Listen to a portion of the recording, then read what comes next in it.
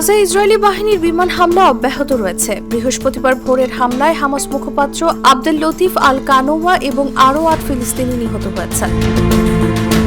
জাতিসংঘ জানিয়েছে, গাজায় ইসরায়েলের নতুন আক্রমণের ফলে গত সপ্তাহে ১,৪২,০০০-এর বেশি মানুষ বাস্তুচ্যুত হয়েছে। এছাড়া দখলদার বাহিনী সবশেষ তাঁবু ও চ্যারিটি কিচেনেও হামলা চালিয়েছে। এতে অন্তত ১৩ ফিলিস্তিনি নিহত হয়েছেন।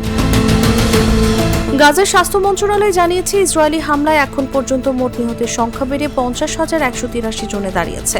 আহত হয়েছেন ১,১৩,২২৮ জন। যদিও গাজার সরকারি মিডিয়া অফিস বলছে, মোট নিহতের সংখ্যা ৬১,৭০০ ছাড়িয়ে গেছে। কারণ যারা ধ্বংসস্তূপের নিচে চাপা পড়েছেন তারা আর বেঁচে নেই বলে ধরে নেওয়া হয়েছে।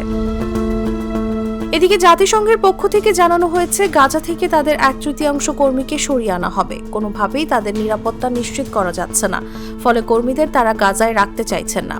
হামাসের স্বাস্থ্য মন্ত্রণালয় জানিয়েছে, গত এক সপ্তাহে যারা নিহত হয়েছেন তাদের মধ্যে শিশু ও নারীও আছে। জাতিসংঘের কর্মীরাও আহত হয়েছেন।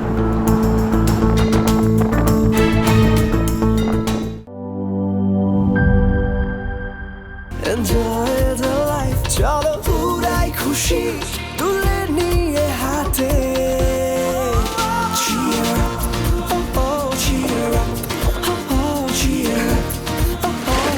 চিল হবে রিফ্রেশিং মুডে। চিয়ার আপ, চলো উড়াই খুশি।